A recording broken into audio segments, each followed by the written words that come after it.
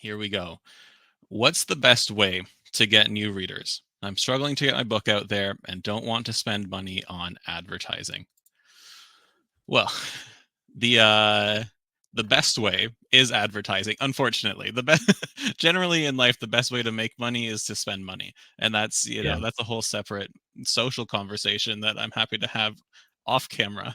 But there are a couple options that you can use for this. And just yesterday, I hosted the author website workshop, Wielding the Power of Author Websites, and a website is a really great way of engaging your readers, but for fiction authors, it's not necessarily the best way to attract new readers. If they land on your webpage, great, you can engage them and turn them into readers, but getting them there isn't super easy. Hank, I'll lean on your insight for this, but I would say, and we can elaborate on this more after, the very best way to get new readers is by leveraging your email mailing list. I think Yes. that's the number one way. Yes. That is the number one. Now, how you grow that email Yeah. mailing list, that's maybe we have another conversation about that on a that might actually be a good workshop, growing Yeah, a mailing that's what I list. mentioned to the people yesterday, is that Yeah. that's at least one workshop. It could honestly be like getting your mailing list going, doing a lead capture, getting like a novella ready for it or the Right. chapters or whatnot, and then nurturing your mailing list and then converting your mailing list to readers. Like there's so much that goes into it. But if you ask any, especially indie authors, successful indie authors, how they found success, the email newsletter is a must. And Yes. that's why And even, sorry, go ahead. no, no, no, go ahead. I'm sorry. I didn't mean to jump in. Even if you don't have like a novella or some free chapters to give away, I encourage everybody to start building that list now. Just say subscribe for updates, Yep. and you're not going to get thousands and thousands of people that way, but you're going to start building one or two at a time. You'll get a couple Right. hundred by the time your book's ready to go. Yeah. Then by the time you're making some money off your books, you can invest time in writing a lead capture. And then you can do newsletter swaps with other authors, and you can do different promotions that get your newsletter in front of other faces. And there are so many options once you start doing that, but it all starts with building your email list. Yeah. And there uh, there used to be this idea that social media was the way to get your name out there, and we've all seen over the last several years about how social media platforms change their algorithms and they suppress reach and visibility for varying reasons. And if you put all your eggs in that basket and then all of a sudden tomorrow they change the algorithm and now your reach is not what it once was, and you have nothing to fall back on. If you've been building that email list all along, you can continue to communicate with your readers that way. One thing that I've found, and this is not an overnight thing at all, so don't hear that. But to find a way to be um, of service, or at least engaged in the writing community in places where conversation can happen. I chose to start a podcast 10 years ago. So, start a podcast if you have 10 years to invest in something. You um, Hank just sold his first book yesterday. It really paid right, right. And it only took 10 years. That was a 10-year overnight success. him. Um, but yeah, I started thinking that when I was really kind of beginning my author career, I had a history in radio and different tech fields, and so I had some know how, and I knew I could talk to people, and I said, what better way to kind of ingratiate myself to the author community, and then by extension the reader community, is to find out ways to have conversations with people and to help other people promote their stuff. And then that kind of snowballs. You meet this group of people, and then that opens the door to this group of people, and it kind of slowly builds and builds and builds. And then as you've got an audience there, you can start talking about your own work.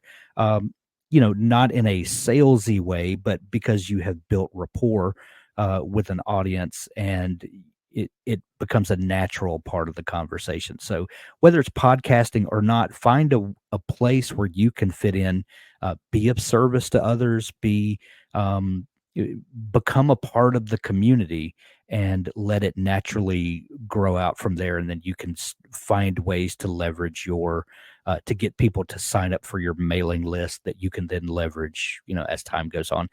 It's not an There are no overnight solutions other than advertising. Advertising is a great way to kind of stoke the machine to get that going. But if you don't have advertising money, it's just going to take time. It's either going to take time or money.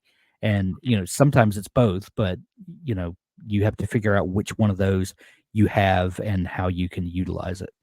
Yeah, yeah. When you're just starting your author journey, honestly, for the first handful of books, even that investment of time is going to, I think, be more effective for you because Right. you're not getting very high returns on your books yet. All right. The way Right. you make the most money with writing is by writing more books and well, books. And so if you only have one or two books out there, you might be getting like a nice little bump every month. And that might be great for going out for dinner a couple times or, save up and go on a vacation once a year using just royalties. That's an awesome feeling. But it doesn't really, like, one or two books will not return your advertising investment very well. Like, you might be Right. the exception, and you might only be the exception for some time. I advertised two books, and I was profitable for 3 months. And then something changed in the back end. My keywords didn't change, my budget didn't change, nothing on my side changed, but on Facebook side, they changed something, and suddenly I was just hemorrhaging money. Right. Mm. And so, yeah, that's the other thing. If you get into advertising, you need to be very vigilant about it. You need to set an actual appropriate budget, like be aware of your finances and set the budget accordingly. Be aware of how much your book returns based on each sale. So if it costs you $5 to get a sale, but you're only getting $2.70 from an ebook sale on Amazon, that's not profitable, right? And Right. if you keep going with that, you're just kind of stroking your ego at that point, and that's not Right. really what we're here for. So I Right. think for that first little bit, like you said, just go be of service to someone. You'll get out what you put in, kind of thing. When I started, I was writing about writing, but I was also interviewing indie authors for my Hmm. blog. And that made me so many friends and so many, not Exactly. only did it help me sell books, but it made me a stronger author because I was leveraging their knowledge too. Yes, and, something that my mother used to say, that and I'm gonna misquote her, but, she something to Oh the no. effect of, "You are the average of the people that you surround yourself with," Yep. and so if you wanna become a better writer, surround yourself with really good writers, and a podcast or, a blog where you interview people is a great way to do that, where you can pick people's brain, as part of the process, and you learn more and you help get their ideas out there, and Mhm. everybody wins. Yeah. And I know writing is a very tends to be a very solitary venture, right? You'll write most of your book by yourself and then you'll let people in for critiques and whatnot. So there's a natural apprehension among a lot of authors to not put themselves out there and do Mhm. things or show their face or do whatever. And then there's also the apprehension of, I don't have the technical skill to do this, or I don't know where to start with a blog or a podcast, or Instagram scares me, or TikTok. I hate TikTok. I don't ever want to be on there. But there are ways to engage with a community and start getting your name out there without hopping on a live YouTube broadcast once or twice a Right, week, right? There are right. ways where you can be kind of faceless but still provide value to other people and get that kind of friendship and engagement in exchange. Yeah. So, I know lots of, this seems to really work for cozy mystery writers, especially, because that genre lends itself well to, hobbies, and so you've got mhm, cozy mysteries sometimes that have a protagonist, that's a chef, or there's lots of, like, bakery or like shop, knitting. mysteries, or knitting, or things like that, and I've met, quite a few cozy mystery authors who maybe their specialty is knitting, and so they'll get involved in knitting communities and, maybe online communities, and become a part of the community there, and, build standing by being an actual member of the community, not just spamming, "Hey, buy my book about knitting." Yeah. Um, and then when you kind of earn that standing, then it becomes easy to talk about the things that you do, which also can feed that community. It's a cyclical thing. It doesn't have to just be spammy sales. And when you find a way to fit into a community like that, it becomes a very natural part of the process. Yeah. Yeah, and not to be a bummer or anything, but there are millions, I think, of books published every year.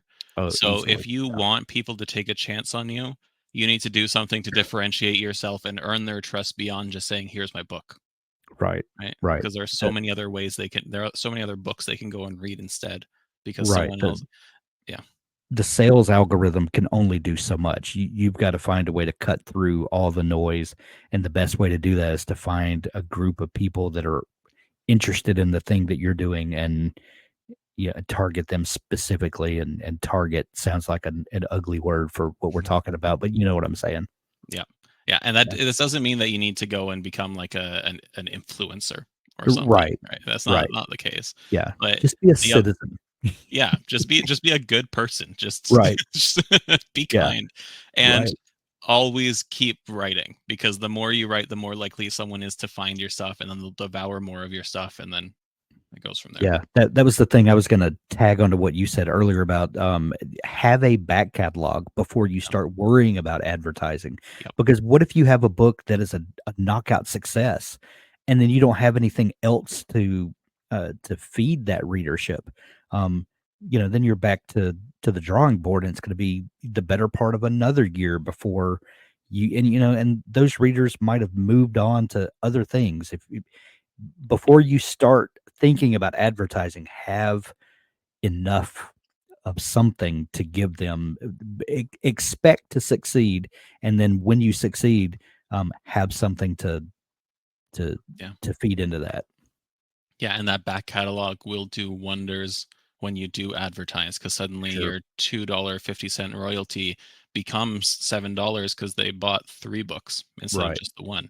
They might not have done it at the Exactly. same time, but then they went and found more of you, and then suddenly you are able to scale up your advertising, and you can increase your budget because the returns are there.